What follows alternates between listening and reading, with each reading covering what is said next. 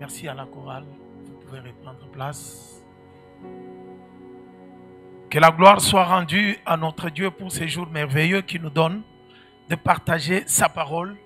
Et le premier dimanche du mois de juillet, année 2023. Je pense qu'il n'y aura plus un autre premier dimanche du mois de juillet de l'année 2023. C'est l'unique dimanche, le 2 juillet 2023. Comme c'est un jour unique et un jour particulier, le Seigneur veut te faire vivre une nouvelle expérience. À chaque jour, le Seigneur pense toujours comment il peut te faire du bien. Et si quelqu'un cherche à voir Dieu, qui ne ferme pas les yeux pour se représenter l'image, mais qu'il écoute la parole, puisque Dieu est caché dans sa parole. Amen. En ce premier dimanche, j'aimerais partager avec vous la parole de Dieu.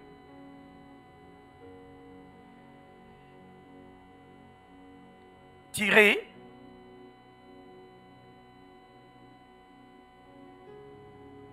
de 1 Samuel. 1 Samuel, chapitre 5, du 1er au 12e verset. 1 Samuel, chapitre 5, du 1er au 12e verset. Nous lisons au nom du Seigneur. C'est la version français courant.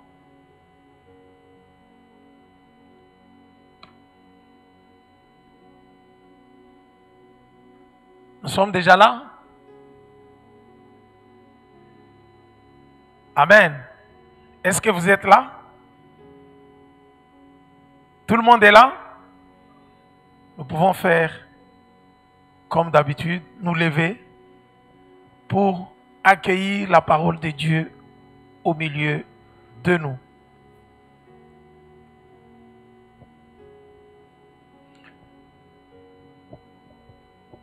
Nous lisons tous ensemble. 1, 2, 3. Le Philistin s'était donc emparé du coffre sacré de Dieu. Ils amenèrent de la pierre du secours à Asdod. L'introduisirent dans le temple de leur dieu Dagon et le placèrent à côté de la statue de Dagon. Le lendemain, lorsque les gens d'Asdod se levèrent, ils trouvèrent la statue de Dagon par terre, étendue devant le coffre du Seigneur. Ils la remirent en place. Le matin suivant, ils virent que la statue était de nouveau par terre, devant le coffre sacré. Il n'en restait d'ailleurs que le corps, car la tête et les mains brisées gissaient sur le seuil du temple.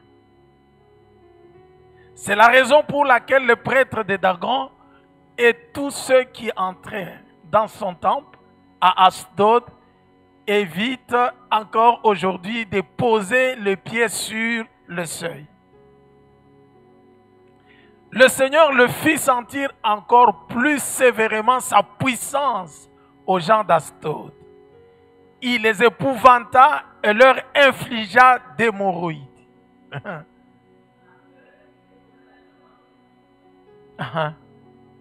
Verset 7. Quand ils virent ce qui leur arrivait, ils déclarèrent: nous ne voulons pas que le coffre sacré de Dieu d'Israël reste chez nous.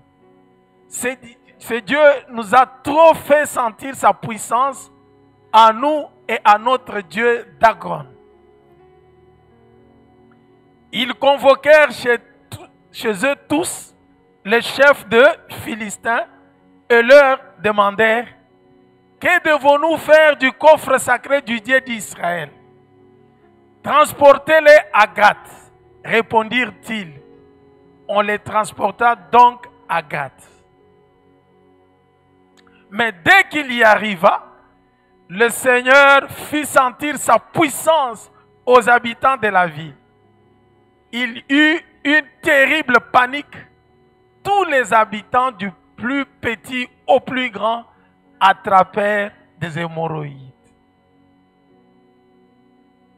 Aussitôt, ils firent porter le coffre à Écron.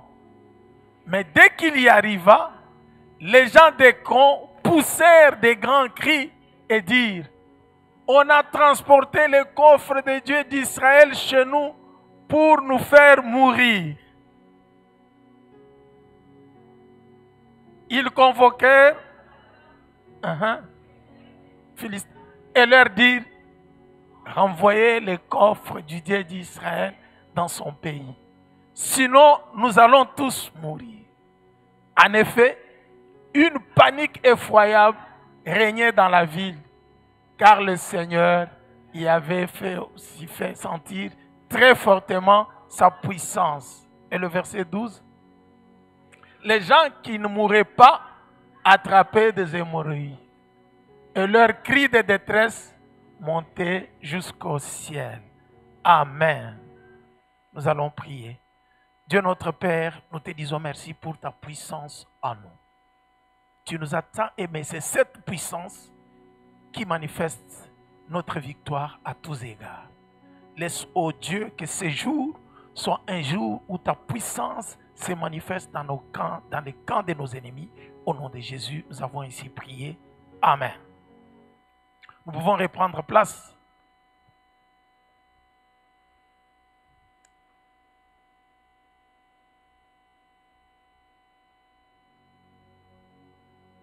J'ai intitulé le message de ce matin « La manifestation de la puissance de Dieu dans les camps de l'ennemi. » La manifestation de la puissance de Dieu dans les camps de l'ennemi. C'est comme quelqu'un qui peut dire à son voisin: la manifestation de la puissance de Dieu dans les camps de mes ennemis.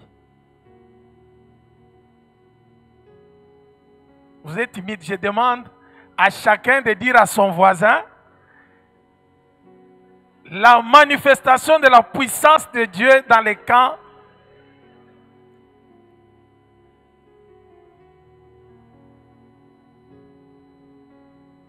Amen. Nous venons de lire une belle histoire de l'arche de l'Alliance. C'est que le français courant appelle coffret ou coffre de l'Alliance. Vous savez, bien aimé, s'il faut parler de ce coffre de l'Alliance, c'était tout simplement le symbole de la présence de Dieu au milieu de son peuple. Israël dont nous parlons, on dit le peuple de Dieu. Le peuple de Dieu. Ils étaient le peuple de Dieu, pourquoi? Puisque Dieu était présent parmi eux, Dieu était avec eux, Dieu marchait avec eux. Et comment Dieu marchait avec eux, vous le savez très bien, nous ne pouvons pas commencer l'histoire d'Israël depuis Jacob, depuis Abraham, depuis l'appel d'Abraham. Mais vous savez que quand ils étaient en Égypte, Dieu les a délivrés par sa main puissante devant Pharaon. Il les a ramenés. Il devait les ramener dans la terre promise. Il y avait la marche qu'ils devraient faire. Ils devraient aller dans la terre que Dieu leur avait promis. Et c'est pendant cette marche, quand ils ont traversé la mer Rouge, ils sont arrivés au mont Sinaï. Dieu a voulu rencontrer Moïse, a parlé avec Moïse pour que Moïse monte. Vous connaissez l'histoire, pour récupérer. Il a fait 40 jours et 40 nuits et il a pris les tablettes de la loi ou les tables de la loi. Il est descendu avec, vous connaissez cela. Et dans la marche avec le Seigneur, le peuple d'Israël voulait la présence de Dieu, la présence visible de Dieu. Vous savez, Moïse disait à Dieu: si tu ne marches pas avec nous, nous n'allons pas partir. C'est toi notre Dieu, nous avons vu tout ce que tu as fait au milieu du peuple d'Israël. Nous avons vu ta main puissante agir, nous libérer de la grande puissance, des pharaons, d'un grand roi. Nous sommes sortis de là vainqueurs. Et si tu n'es pas avec nous, nous ne serons pas vainqueurs. Ce qui nous donne la victoire, c'est la présence et la puissance de Dieu en nous. Et c'est ce qui fait même notre identité, Christ en nous. Vous le savez, n'est-ce pas? Notre identité, c'est ce qui fait notre source de la victoire, qui est la source même de notre victoire. Et comme nous parlons de victoire à tous égards, regardez ce qui fait que ce peuple soit appelé le peuple de Dieu, c'est par la présence de Dieu. Et c'est comme ça que dans la marche, pour marcher avec eux, pour montrer que Dieu était avec eux, il avait demandé à Moïse de faire ce qu'on appelle le tabernacle. Le tabernacle, il avait donné la description à Moïse de comment le tabernacle devrait être fait. Avec 3 parties, le parvis, le lieu saint et le saint des saints. Et je n'entre pas dans la description de tout ce qui était dans le parvis, dans le saint et dans le lieu très saint. Parce que ce n'est pas ça notre enseignement. Mais sachez très bien que dans le lieu très saint, c'est là où il y avait Dieu, où les souverains sacrificateurs entraient une seule fois pour rencontrer le Seigneur. Il entrait avec le nom de tout le peuple d'Israël, avec le sang, pour demander l'expiation du péché. Une seule fois par an, il pouvait entrer dans le lieu très saint pour rencontrer Dieu. Pourquoi le lieu était très saint? Puisqu'il y avait la présence de Dieu là-bas. Et qu'est-ce qui faisait qu'il y ait la présence de Dieu là-bas? Comment on symbolisait cette présence? C'était par la présence de l'arche de Dieu. L'arche de Dieu, si nous lisons Hébreux chapitre 9, donc si nous lisons à partir du premier verset jusqu'au verset 5, Hébreux nous explique, puisque Hébreux nous parle bien de la suprématie des sacrifices de Jésus-Christ par rapport au culte ancien. Alors ici, vous verrez qu'on est en train de décrire comment était le culte ancien et comment était le lieu saint, le lieu très saint et le parvis, et ce qui était dans le coffre sacré que nous venons de parler ou dans l'arche de l'Alliance. Notons tout simplement qu'il y avait 3 choses qui étaient dans l'arche de l'Alliance. Il y avait la manne que le peuple prenait dans le désert. Il y avait la verge d'Aaron qui avait fleuri. C'est ce qu'on avait mis là-bas. Et puis il y avait les tablettes de la loi. Le 3 était dans l'arche de l'Alliance. Et l'arche de l'Alliance était constituée de quoi? Comment était composée? Était fabriquée de quoi? Dieu avait demandé qu'on puisse prendre le bois d'acacia. C'était le bois. Et sur ce bois, former ce coffre et recouvrir d'or ces coffres. Avec le propitiatoire qui était là avec 2 chérubins. Là où au milieu de 2 chérubins, c'était la représentation du ciel et de la présence de Dieu. La présence des chérubins. Et Dieu sortait au milieu de 2 chérubins pour parler, où Moïse entendait la voix de Dieu, où les souverains sacrificateurs pouvaient entendre la voix de Dieu. Et c'est la présence de l'arche ici, qui est une caisse fabriquée de bois d'acacia, recouverte d'or, et dans laquelle on a mis juste la manne, la verge d'Aaron qui avait fleuri et les tablettes de la loi. Et ces 3 choses qui étaient à l'intérieur étaient les symboles des choses qu'on interprétait toujours, donc qui étaient dans l'Ancien Testament, parce que Dieu a un langage qu'il utilise jusqu'au moment où viendra la vérité. Comme l'Ancien Testament est l'ombre de la réalité qui devrait se passer dans la nouvelle alliance, c'est là que nous verrons quelle est la signification de l'arche de l'alliance. Mais notons tout simplement maintenant qu'il y avait ces 3 choses qui étaient dedans. Et c'est ce qui faisait la puissance et la force. Et quand ce peuple marchait, dès qu'il rencontrait les ennemis, il se battait avec les ennemis. S'il semble ne pas être fort, il voit qu'on est en train de nous dominer, il demandait que les sacrificateurs aillent prendre l'arche de l'alliance, qui symbolisait la présence de Dieu au milieu d'eux, pour ramener sur les champs de bataille, là où il y avait la guerre. Et en Israël, à chaque fois qu'on transportait l'arche de l'alliance, qu'on amenait là où Israël était dans le combat, il commençait à pousser des grands cris de victoire en disant « Dieu est arrivé parmi nous ». Et quand Dieu est présent, la victoire est certaine. Alléluia. Et c'est comme ça qu'à chaque fois, quand on ramenait l'arche de l'alliance, Israël était toujours vainqueur. Quand on ramenait l'arche, parce que c'était la présence de Dieu. Et quand eux-mêmes voyaient les sacrificateurs entrer avec l'arche de l'Alliance, ils commençaient à acclamer, à louer, à célébrer le Seigneur, puisqu'ils savaient que Dieu est présent. Et comme vous comprenez que dans cette caisse, il n'y avait que ça, puisque c'était la parole qui venait de Dieu lui-même, en disant à ce peuple que je veux marcher avec vous. Dieu était au milieu d'eux. Et l'arche de l'Alliance était le symbole de la présence de Dieu. Il n'était pas permis à n'importe qui de toucher à l'arche de l'Alliance. Parce que quand tu touches à l'arche de l'Alliance, tu as touché à la présence de Dieu. Je pense que vous êtes des lecteurs de la Bible, vous connaissez, s'il faut aller en vitesse avec vous, vous pouvez vous rappeler de l'histoire de Uza. Quand l'arche de l'Alliance revenait, Uza, l'arche trébuchait pour tomber. Uza, avec toute sa bonne volonté, il disait, je veux faire quoi? Je veux secouer pour que l'arche ne tombe pas. Dès qu'il a touché à l'arche de l'Alliance, il est décédé. Donc il n'était pas permis à n'importe qui, même parmi le peuple d'Israël, de toucher à l'arche de l'Alliance. Parce que c'était la présence de Dieu. Mais dans cette histoire, ce peuple de Dieu commet un péché, c'est désobéi à Dieu. Comment ils ont désobéi? Ils ont profané les lieux sacrés. Le lieu sacré qui était le temple de Silo. C'était à Silo où il y avait le prophète Élie. Le prophète Élie, le sacrificateur Élie, pardon. Le sacrificateur Élie qui avait ses enfants, Ophné et Phiné. Ces deux enfants des sacrificateurs étaient là.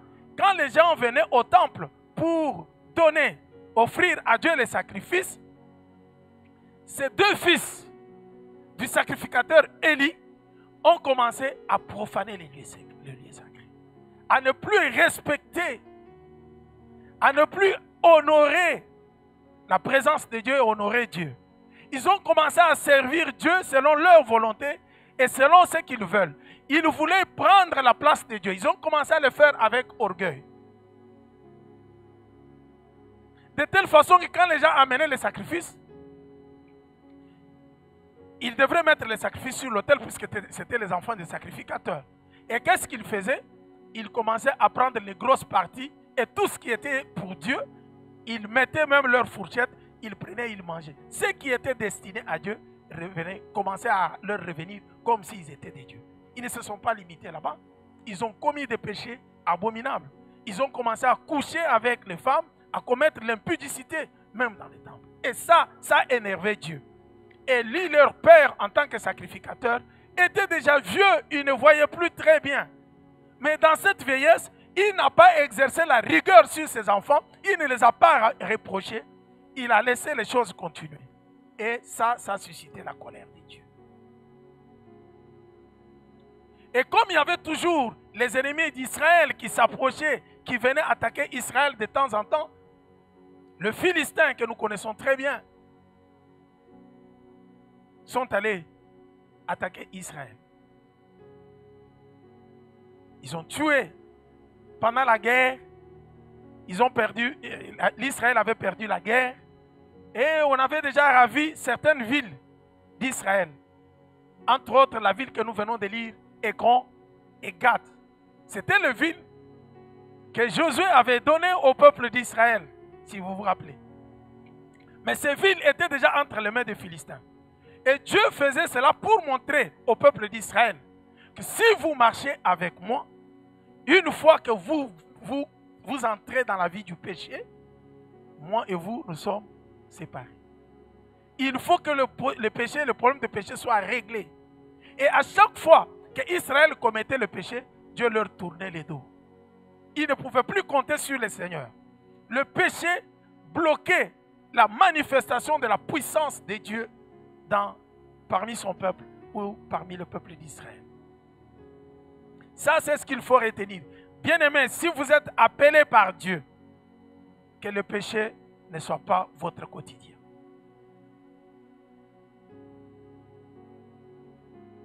Retenez ce premier principe.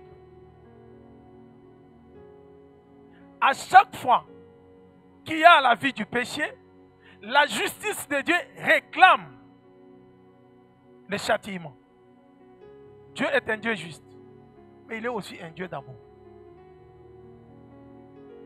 Il ne tient pas un coupable pour innocent. Tu as péché, tu as péché. Cependant, il nous a donné l'issue, il nous a donné la solution pour nous qui sommes en Christ. Même tous ceux qui marchent avec Dieu, son amour veut que le problème de péché soit réglé. Comment? Il faut que celui qui a commis le péché puisse se reconnaître et se repentir. Et c'est pour cela que David était appelé l'homme selon le cœur de Dieu. Dans sa marche avec le Seigneur, David savait qu'à chaque fois qu'il pouvait commettre le péché, qu'il pouvait tomber dans le péché, il devrait se repentir et demander pardon à Dieu. Pleurer amèrement. Mais les enfants d'Élie ont pris le Dieu d'Israël comme un Dieu d'habitude. Il dit, nous savons, même Israël ne pouvait plus comprendre que quand nous ne sommes pas dans la consacration, dans la sainteté, dans la sanctification avec Dieu, nous ne pouvons pas avoir la victoire avec lui. Ils ne pouvaient pas comprendre ça. Les enfants d'Élie faisaient tout ce qu'ils pouvaient faire. Et quand les Philistins ont attaqué Israël, et le peuple d'Israël sont partis en guerre, on les a terrassés sérieusement, tabassés sérieusement, détruits. On a tué à peu près 3000 hommes qui sont morts. En même temps, les deux fils d'Élie étaient aussi morts. Comment ils sont morts? Quand ils ont vu qu'on les avait vraiment dominés, qu'on les exterminait par le Philistin, ils se sont dit maintenant il faut chercher l'arche de l'alliance. Il faut que Dieu vienne parmi nous afin que nous puissions vaincre nos ennemis comme d'habitude. Comme d'habitude. Mais sans toutefois connaître que Dieu ne demeure pas dans le péché. On demande l'arche de l'alliance. Les sacrificateurs, les enfants d'Élie, transportent l'arche de l'alliance, ils vont avec. Oh mon Dieu. Quand le peuple d'Israël voyait l'arche de l'alliance entrer dans leur camp, ils ont commencé à crier comme d'habitude, à lancer des cris de joie. Proclamer que Dieu est parmi nous. Dieu est présent. Maintenant, la victoire est certaine.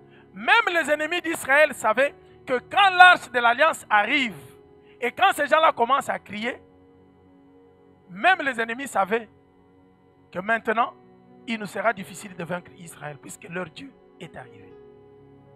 Donc, la présence de l'arche de l'alliance symbolisait la présence de Dieu au milieu de ce peuple.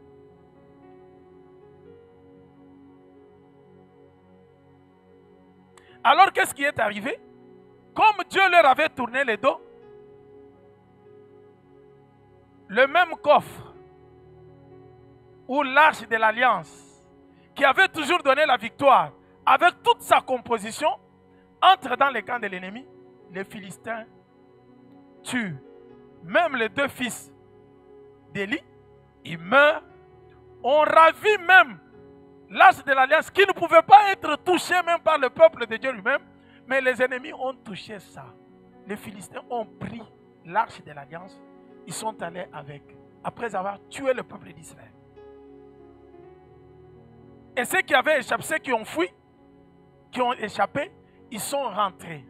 Un homme est allé, le sacrificateur Élie était resté dans le temple à Silo. Il attendait, il était sorti à l'entrée pour avoir un peu de nouvelles de ce qui s'est passé sur le champ de bataille. Et surtout que quand il a vu que le peuple avait pris l'arche de l'alliance, avait ramené, et ses deux fils, il se disait, mais il y a quelque chose qui ne va pas. C'est que les combats sont rudes de l'autre côté. Comme l'arche de l'alliance, comme ils ont réclamé l'arche de l'alliance. Mais en attendant, il voit quelqu'un qui vient du champ de bataille pour lui donner une mauvaise nouvelle. Il lui demande comment ça se passe. Le monsieur lui dit, vraiment, les nouvelles que je te donne ne sont pas bonnes. On a tué le peuple d'Israël. Toute l'armée d'Israël s'est dispersée devant les Philistins. On a ravi l'arche de l'Alliance. Et même tes deux fils, Ophné et Phiné, sont morts. Dès qu'il a donné cette nouvelle, Élie est tombé, comme il était déjà vieux, il est tombé là où il était sur la chaise. Il s'est écrasé, il s'est cassé la nuque. Et il est mort sur place.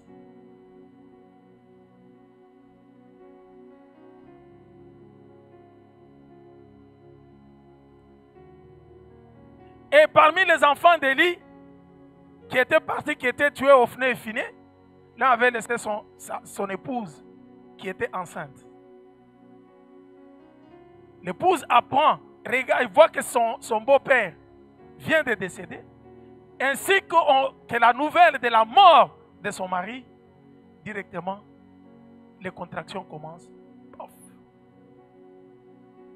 Elle accouche d'un enfant, il lui donne le nom Ichabod, pour dire la gloire de Dieu a été ravie d'Israël.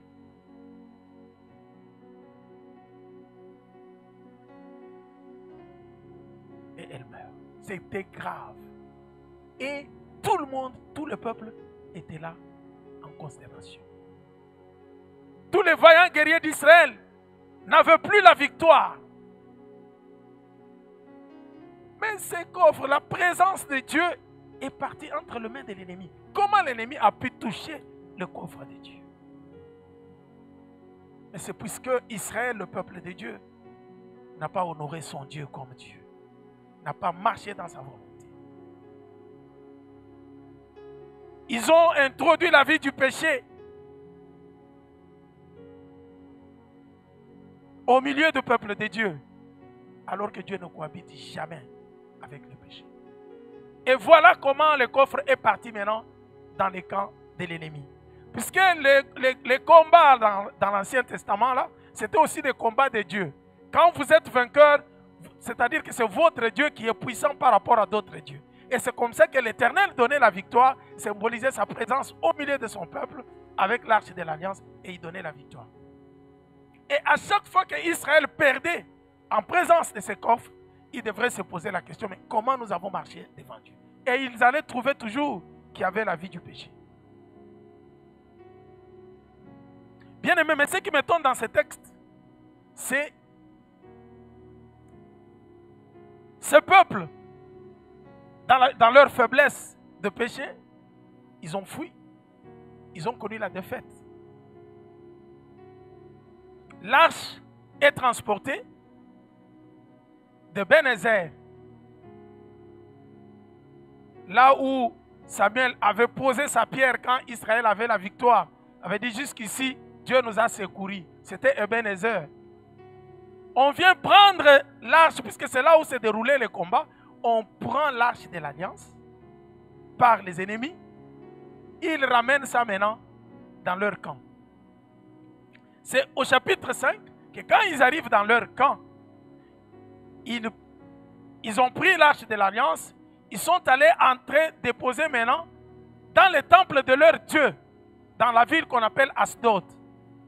La ville des Philistins qu'on appelle Asdod. Et à Asdod, il y avait un grand temple où ils avaient construit, où il y avait la présence de leur Dieu maintenant. Ils ont dit maintenant, notre Dieu a vaincu maintenant le Dieu d'Israël. Nous allons prendre la présence de ce Dieu d'Israël que nous allons soumettre à notre Dieu. Et c'est comme ça qu'ils transportèrent l'arche de l'Alliance. Ils vont déposer dans les temples de leur Dieu qu'ils adoraient de la ville d'Asdod. Le Dieu de cette ville était appelé Dagon. Et ils vont mettre ça, le coffre de Dieu, devant leur Dieu, devant la statue de Dagon. Ils déposent, ils rentrent. Le lendemain matin, quand ils arrivent, ils entrent dans leur temple, ils regardent. Comment?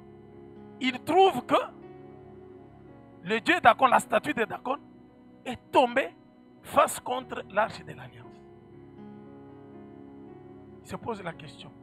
Ils n'avaient pas encore compris que leur Dieu a fléchi devant le Dieu d'Israël, devant l'Éternel des armées. Mais ils disent, mais non, ça peut être un fait du hasard. Et ils viennent, vous avez déjà vu un Dieu qu'on relève, qui tombe et qu'on relève par les hommes.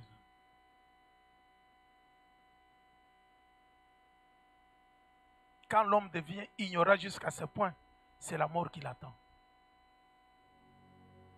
Ils vont soulever leur Dieu qui les protégeait. Et ce sont eux qui voulaient que ce Dieu-là reste debout. Ils disent, bon, comme c'était par hasard, ils prennent Dagon, ils remettent encore en face de l'arche de l'Alliance. Ils disent, bon, c'était juste hasard. Ils sont rentrés. La Bible nous dit le lendemain, quand ils arrivent, ils constatent un phénomène plus grave que ce qu'ils avaient vu le premier jour. Maintenant, la statue de Dagon est tombée, les deux bras cassés, la tête cassée, devant l'arche de l'Alliance, restés sur l'estrade, comme si nous sommes sur l'estrade ici, et il n'y avait que le tronc qui était par terre, les deux bras et la tête coupés, tombés là. Ils regardent, ils commencent à se poser des questions, mais qu'est-ce qui se passe? Mais non seulement ça, le phénomène commence à se manifester. Dans toute la ville, les gens commencent à mourir. Oh, il y a un ça ne va pas. Cherchons comme à l'époque de Covid, il fallait identifier qu'est-ce qui tuait les gens comme ça, n'est-ce pas? Tout le monde se pose la question, mais quand il y a un phénomène, les gens commencent à mourir comme ça, c'est qu'il y a quelque chose qui ne va pas. Et on constate que dans la ville, il y a des gens qui meurent et les gens sont frappés de tumeurs. Dans d'autres versions, on parle de tumeurs. Ici, on nous parle des hémorroïdes. Dans toute la ville. Il pose le diagnostic, il dit faites attention. Ce que nous avons remarqué là, c'est vrai. Le premier jour, Dagon est tombé face contre l'arche de l'Alliance. Le deuxième jour, Dagon est tombé, la tête coupée et les deux bras coupés. C'est-à-dire, l'arche de l'Alliance ici, ça c'est la manifestation de la puissance de Dieu d'Israël. Alors que l'arche n'est pas dans le camp d'Israël, mais ça se trouve dans le camp de l'ennemi. Pendant que Israël était faible, pleurait que Dieu nous a abandonnés, on nous a tués. Mais même dans le camp de l'ennemi, Dieu continue à manifester sa puissance. Voilà pourquoi je vais dire à quelqu'un, malgré tes faiblesses, tu as été appelé par Dieu. Je te dis que la manifestation de Dieu se fera sentir dans les camps de tes ennemis.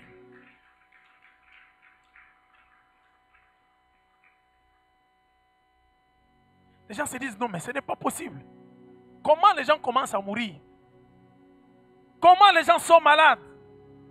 Ils disent, depuis que l'arche de l'Alliance est entrée dans notre ville, a été déposée dans le temple de Dagon Asdod, voilà pourquoi la mort a commencé à régner et le maladie. Ils appellent le prince des Philistins. Venez, le prince de toutes les villes. Venez, venez, venez, venez, s'il vous plaît. Enlevez. Qu'est-ce que nous allons faire avec cette arche qui commence à nous poser des problèmes? On leur dit non.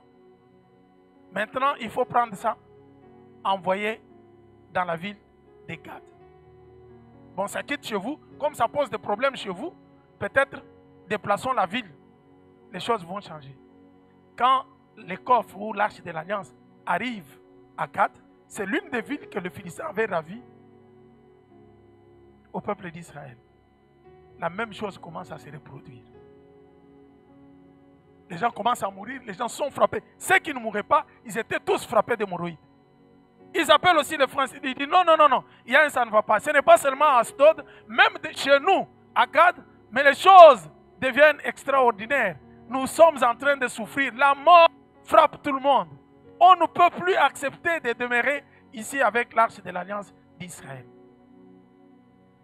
Prenez ça, envoyez dans une autre ville. Nous ne voulons plus de ça.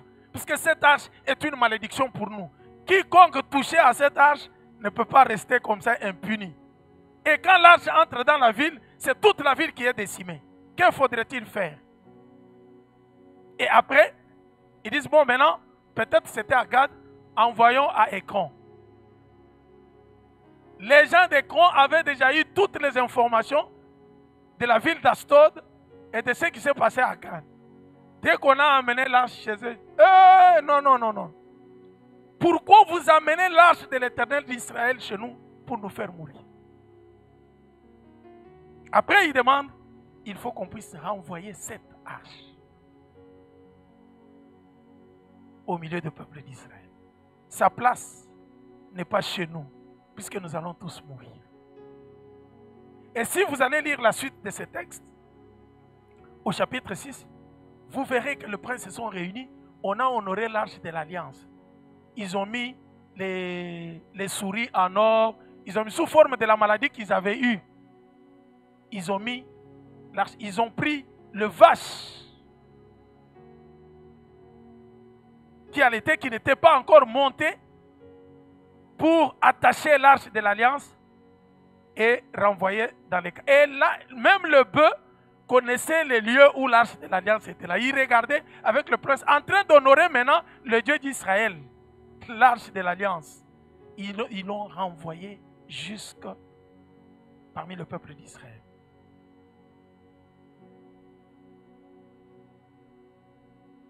Mais qu'est-ce que nous voulons dire avec ces textes?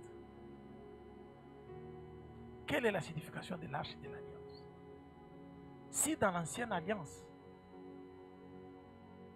Dieu utilisait les images, mais la réalité, c'est dans la nouvelle alliance. Que représente l'arche de l'alliance? Si vous lisez l'histoire d'Israël, c'est quand ils sont allés avec l'arche de l'alliance, quand le peuple était encore migrant, n'était pas encore dans la terre promise, qu'ils pouvaient marcher avec l'arche partout. Et quand ils se sont installés dans la terre promise, Salomon a construit les temples. Ce n'était plus les tabernacles qu'on pouvait démonter. Maintenant, le temple de Salomon a été construit en respectant toujours les trois parties. Le lieu très saint, le lieu très saint, le lieu saint et le parvis. Et on construisait ces trois grandes parties devraient être distinguées. Vous vous rappelez que quand Jésus-Christ est mort, la voile qui était au temple s'est déchirée pour dire que maintenant il n'y a plus le lieu saint et le lieu très saint où les sacrificateurs entrent seuls. Maintenant, tous les deux étaient ensemble. Ça avait des significations. Pourquoi, bien aimé? Nous avons dit que dans l'arche de l'alliance, il y avait la verge d'Aaron. La manne d'abord, je peux parler même de la verge d'Aaron qui était là. Quel a été le symbole? Qu'est-ce qui symbolise la verge d'Aaron? La verge là, elle lui a été donnée pour conduire, n'est-ce pas? Pour conduire le peuple. C'était l'autorité que Dieu lui avait donnée. La présence de la verge d'Aaron symbolisait l'autorité. Et le décalogue, la loi venant de Dieu lui-même, qui était là, c'est la parole de Dieu. C'est la parole de Dieu, le commandement que Moïse avait pris. C'est la parole de Dieu pour conduire le peuple d'Israël. La verge d'Aaron, c'était l'autorité que Dieu avait donnée pour qu'il puisse conduire le peuple d'Israël. Même au milieu des contestations, c'est la verge d'Aaron qui avait fleuri pour montrer que Dieu lui avait donné l'autorité de conduire le peuple de Dieu. Et la manne, c'est la nourriture, le pain qui venait du ciel, n'est-ce pas? Pendant qu'ils étaient dans le désert, ils ne pouvaient pas travailler, ils ne pouvaient pas faire les champs. Mais Dieu préparait le pain du ciel, il leur envoyait. L'autorité, le pain du ciel, la parole de Dieu, ce n'est que le symbole de Jésus-Christ. L'arche de l'alliance symbolisait la présence du Christ lui-même. C'est la présence de Dieu. Jésus-Christ a le corps, mais en lui habitait toute la plénitude divine. C'est Dieu qui a pris le corps humain. Maintenant, Dieu ne pouvait plus rester dans le temple construit de mains d'hommes. Et c'est comme ça que quand Jésus parlait à Jérusalem, quand on lui avait dit devant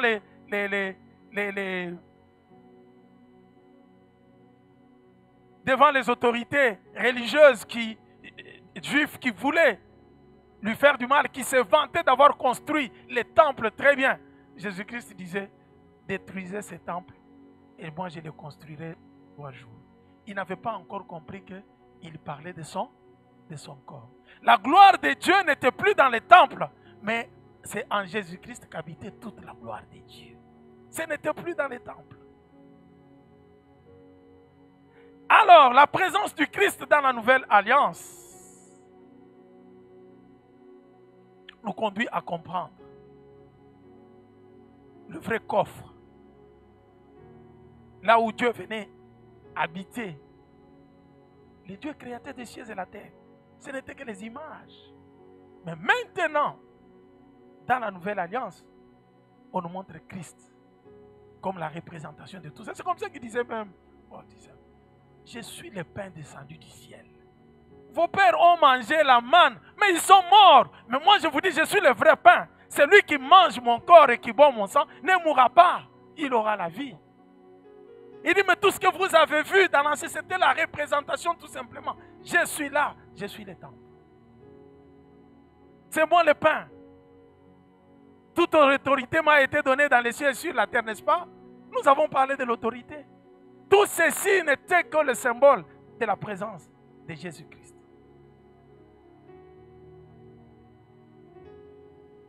Et dans la nouvelle alliance maintenant, le vrai coffre, le vrai temple de Dieu, c'est toi, c'est moi.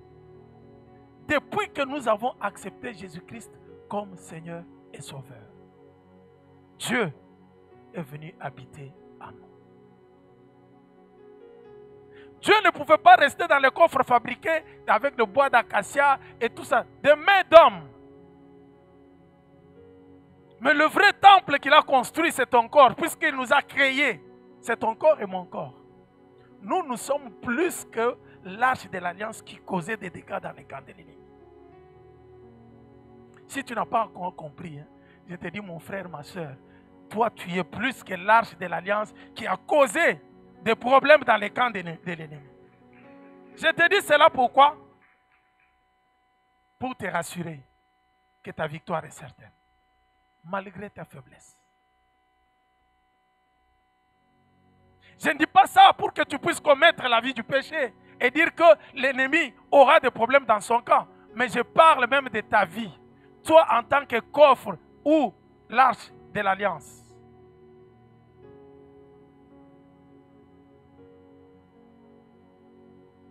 Si nous lisons très bien 1 Corinthiens, chapitre 3, est-ce qu'on peut nous afficher cela?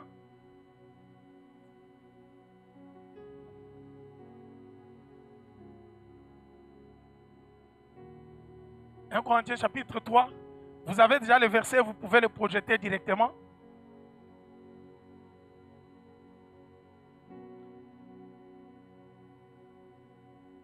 Avant d'arriver sur le temple, vous attendez.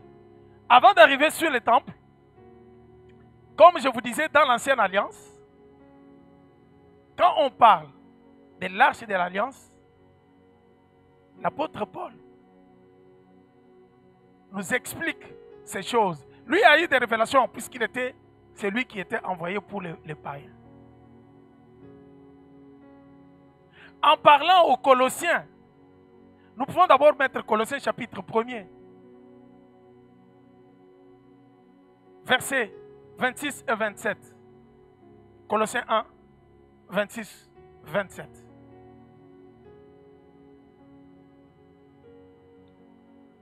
L'apôtre Paul nous dit, il y a le mystère qui est caché de tous les temps et de tous les âges. Nous pouvons lire ensemble.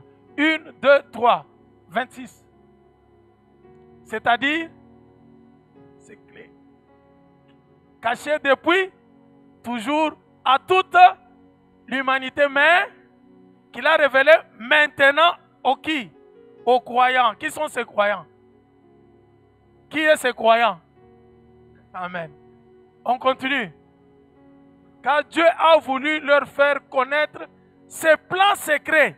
Dieu était en train de cacher dans le coffre, dans l'arche de l'alliance. il était en train de cacher les secrets. Ces secrets est demeuré depuis tout le temps, caché dans tous les âges. Mais Dieu venait les révéler après. Il dit, ces plans secrets, si riches et si magnifiques, élaborés en faveur de qui? De tout le peuple. Hein? Et voici ces secrets. Quel est ce secret?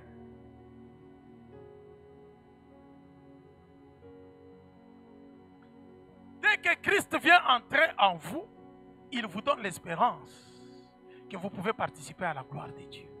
Vous pouvez voir la manifestation de la puissance de Dieu quand Christ vient habiter en vous. Et quand est-ce que Christ vient habiter en nous?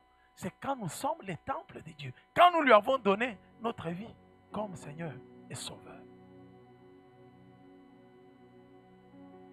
Quand nous allons dans 1 Corinthiens chapitre 3, vous verrez que avec la lecture 16, le vrai temple c'est qui? Nous regardons cela. 1, 2, 3.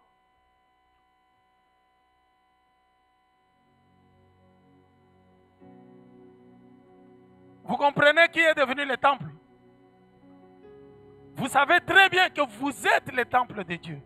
Nous savons très bien que nous sommes, c'est nous, les temples de Dieu. C'est-à-dire que Dieu n'habite plus dans le coffre. Il est venu dans la nouvelle alliance, il est venu habiter pleinement en nous. Alors, 1, 2, 3. Eh bien.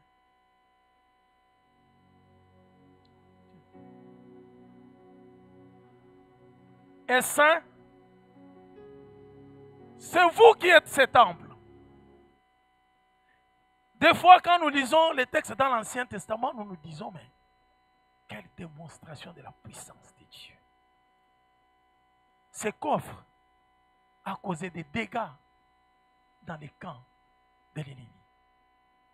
Mais on dit que c'est vous maintenant qui êtes les temples de Dieu. Dieu habite en vous.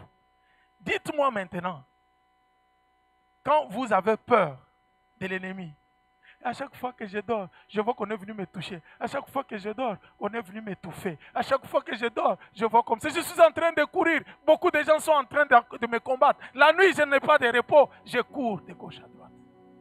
Aujourd'hui, j'aimerais vous rassurer que vous avez la victoire certainement. Même si l'ennemi vient tourmenter votre âme, apprenez à confesser la vérité. Si vous avez commis le péché, repentez-vous, revenez à Dieu. Et quand l'ennemi semblera vous prendre, même si vous voyez que les choses ne marchent pas très bien, j'aimerais vous rassurer que Dieu ne vous abandonnera jamais. Jamais. Même si vous sentez que vous êtes au milieu des ennemis, ils vous ont lié comme ça, il faut confesser qu'ils n'ont pas de pouvoir sur vous. Dieu est votre victoire.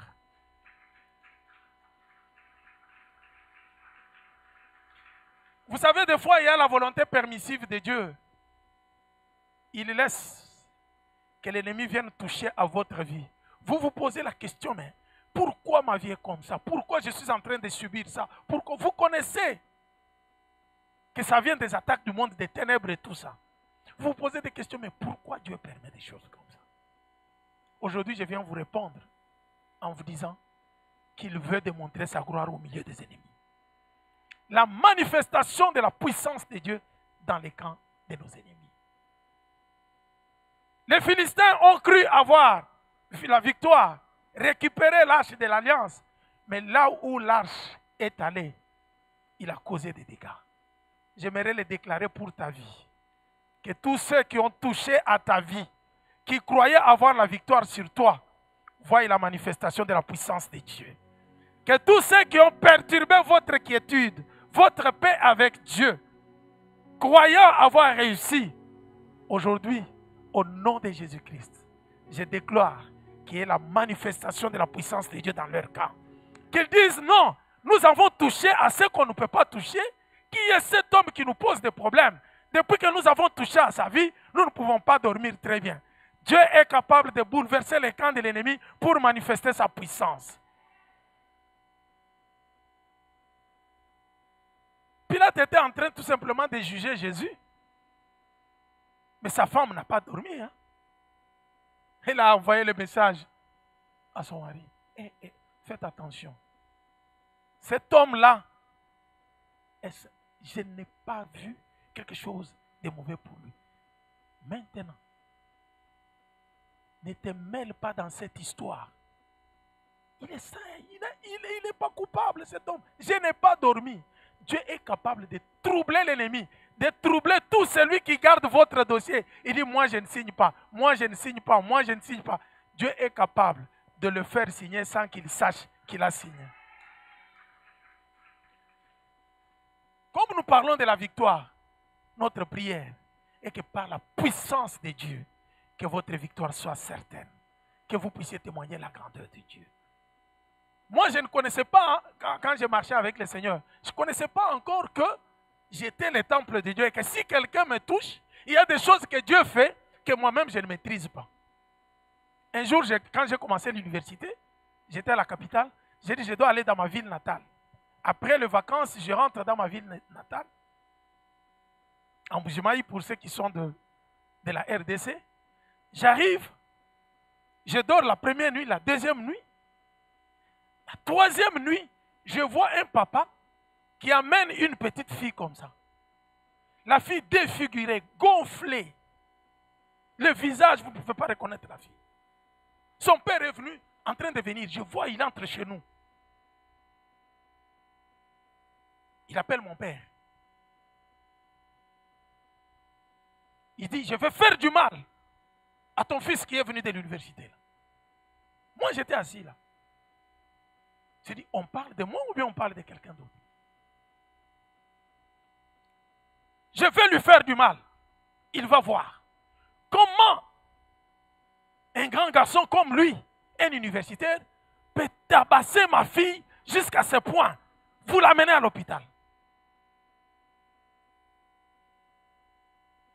Je regarde mon père me regarde.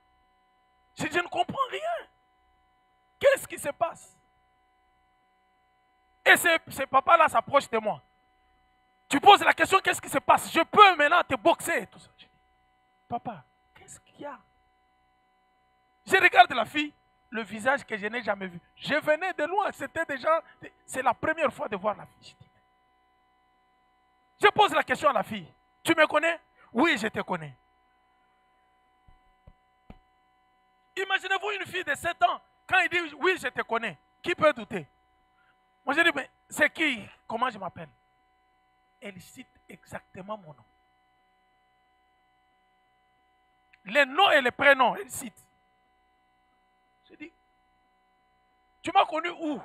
Où est-ce que tu m'as vu? Mais c'est toi qui m'as tabassé. Je regarde de gauche, je dis, ce n'est pas. Depuis que je suis venu 3 jours, je ne suis même pas sorti. Où est-ce que j'étais tabassé? Il dit, j'ai passé ici chez vous, dans votre parcelle ici, tu t'es levé, tu as commencé à me tabasser. J'ai dit, qui était témoin? Non, il n'y avait personne, il n'y avait que toi et moi. Ce n'est pas possible. On regarde l'enfant, même les gens du quartier, non, mais ça c'est quelle méchanceté. Comment il peut faire des choses comme ça? C'est quel intellectuel, un universitaire? Il peut faire des choses comme ça. Je me suis dit, mais je ne connais même pas la fille, mes frères. Je ne connais pas la fille. Dans les quartiers, les gens qui regardent disent, non, ceux qui me connaissaient quand j'étais encore petit, disent, non, il n'a pas de problème comme ça, il prie. Nous connaissons que c'est quelqu'un qui prie, mais comment on peut dire? Je ne comprenais pas. J'ai voulu me fâcher. J'ai dit, toi, qui t'a envoyé? J'entends la voix qui me dit, tu ne sais pas, tu ne sais pas, la fille est sorcière. Je dis, je regarde son père, il dit, tu me regardes, moi je peux te faire du mal. J'ai dit, papa, s'il vous plaît, avec tout le respect que je vous dois vous dire que je ne connais pas ces problèmes. Si ta fille est comme ça, déclaré ce qu'elle a déclaré, je veux que tu regardes son état spirituel. Ce n'est pas physiquement comme ça que j'ai tapé cette fille. Ça doit être quelque chose qui vient du monde des ténèbres. Ah là là là là, il a traité ma fille de sorcière. Des sorcières, il a des problèmes avec.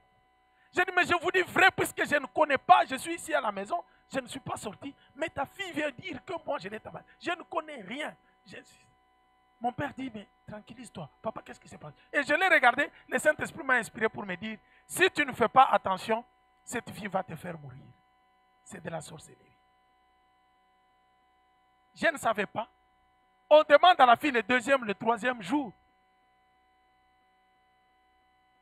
Elle confirme que je l'ai tabassée ce jour-là. Elle ne partait même plus à l'école. C'était grave. J'ai dit, mais ce n'est pas possible. Comment elle pouvait marcher? Comment elle pouvait... J'ai dit, mais je ne te connais même pas. Non, tu es le grand frère de tel, cite même ma petite soeur. Tu m'as tabassé. Après, le Saint-Esprit me dit, elle était venue la nuit, parce que tu es un étranger qui est venu. Tu es le nouveau venu dans les quartiers, mais il fallait qu'ils viennent faire leur démonstration pour te prendre la nuit ou pour te faire souffrir. Et c'est comme ça que moi, je dormais calmement, paisiblement, tranquillement. Je ne savais rien. Après, j'ai dit à ce papa-là, faites attention. L'histoire s'est passée, on a fait traiter l'enfant, on est parti. La deuxième année, quand je rentre en vacances au pays, je trouve que le papa et toute sa famille étaient devenus membres de mon église où j'ai prié quand j'étais en Bushman. Et les choses se sont avérées d'une manière claire. La fille était sorcière et c'est la fille qui a confessé ça. Et le jour qu'elle était venue, quand il y a quelqu'un qui arrive dans les quartiers, ils sortent pour la première fois et ce sont eux qui s'attaquent à eux pour les tabasser ou pour faire ce qu'ils peuvent faire. Et c'est ce jour-là que j'ai compris que Dieu peut agir dans les camps de nos ennemis, même quand nous ne savons pas. Bien-aimés, craignons le Seigneur. Si vous avez le Seigneur, vous êtes le temple de Dieu. Celui qui vous touche, même dans le monde des ténèbres, aura des problèmes. Je prie que la manifestation de la puissance de Dieu soit votre partage dans les camps de vos ennemis. Au nom de Jésus-Christ, je prie que vous puissiez témoigner cette année la gloire de Dieu. Christ en vous, c'est l'espérance de la gloire. Que Dieu bénisse sa parole.